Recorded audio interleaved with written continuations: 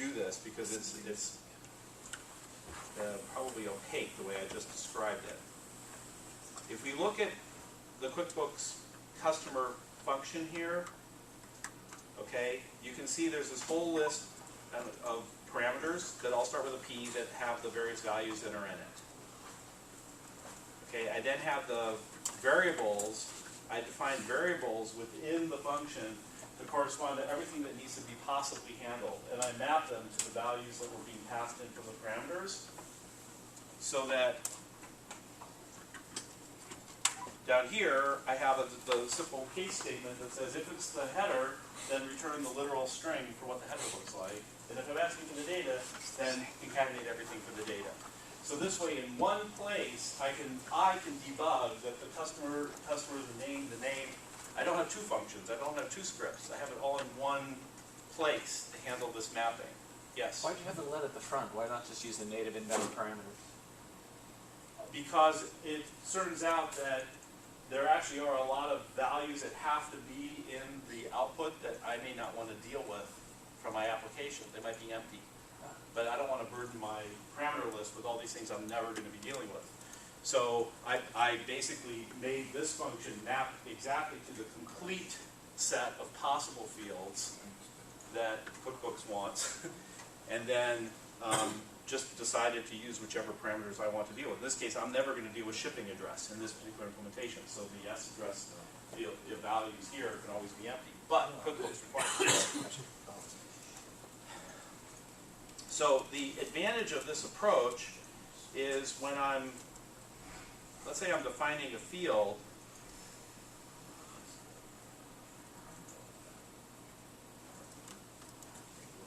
probably would help if it's a calc.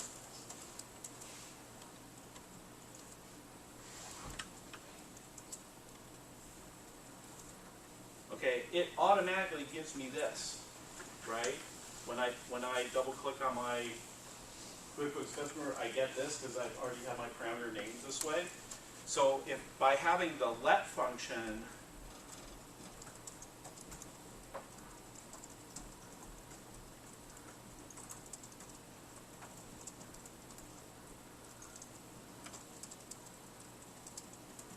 right? These can be variables, values, or whatever, right?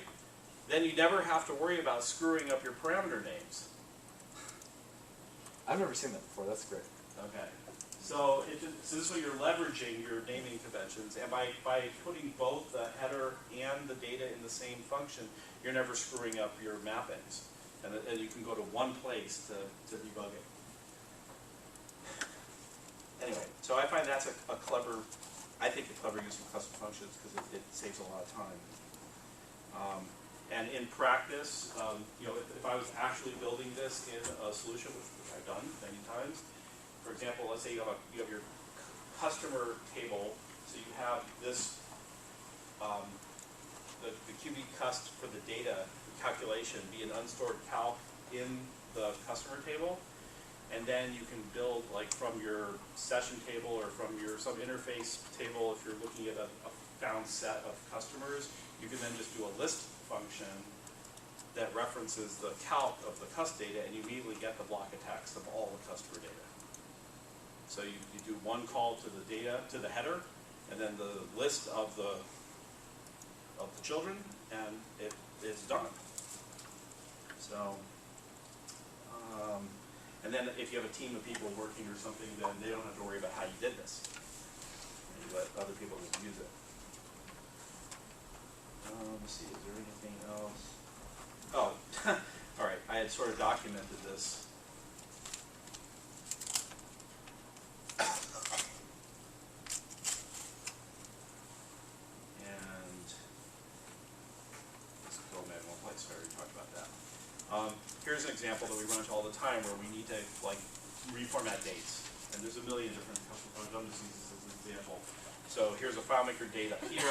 I want to be in year, month, day format. So that's my name of my custom function.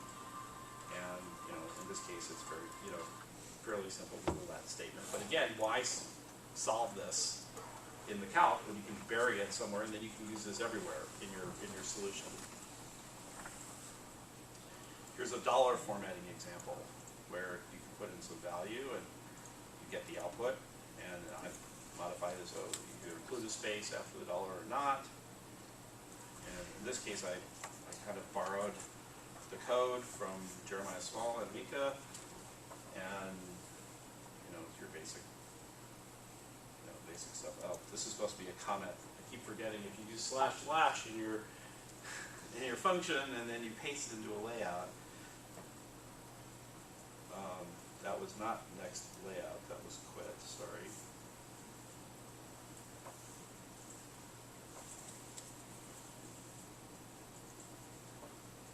Hello.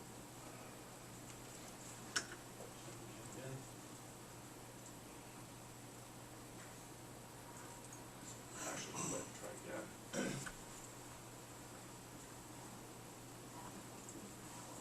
Where is it? Oh, I'm no longer mirrored somehow. You're zoomed in, maybe? Maybe definitely zoomed in. I zoomed in. How did I do that? Command Option minus to zoom out. I think you might be zoomed in. Let's take a poll. How many think he's zoomed in? No, Well, I don't remember zooming in, and I'm not at the OS one. Command Option minus is not doing Stuff below anything. 5 There you go.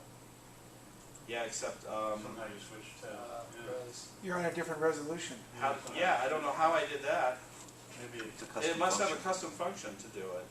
I knew that was coming. maybe disconnected from the monitor for a second when it reconnected it. That was fun. That looks interesting. Tile the windows, see what happens. Yeah, thank you. There you go.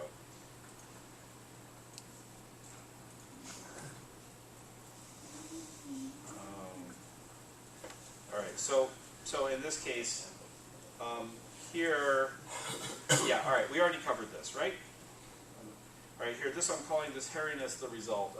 This is an example of what can happen when you start getting, nuts with your custom functions, okay? You can have these big, long, hairy calcs that have lots of lets and lots of other, things that are going on. And you may want to, like, how do you debug this thing, right? Well, the technique that I've been using for some time, which works reasonably well, is this notion of the result, okay? Which is that I'm going to calculate the result to be something, and then that's what I'm going to return. Okay, but if I want to, well, in this case I broke my own rule, didn't I? Because this should be something other than the result, and then the result should equal this. Because what I can do is change the definition of the result to be one of the other intermediary steps, so I can work my way linearly through the custom function. Like I could start by saying, well, let the result be, is trans type okay? And I can inspect what is trans type okay is. Then I can look at what is value okay, and I can make sure that that's okay. And again, admittedly, it's nowhere near as good as the debugger, because you got to go back in and test and back in and test. But you can work your way through the thing pretty easily, and if you break it up, reasonably well. Let's see, what was this? Oh, this was some sort of credit card transaction processing thing. Okay, where we had to again calculate a particular string to begin with. All right, here's the old joke.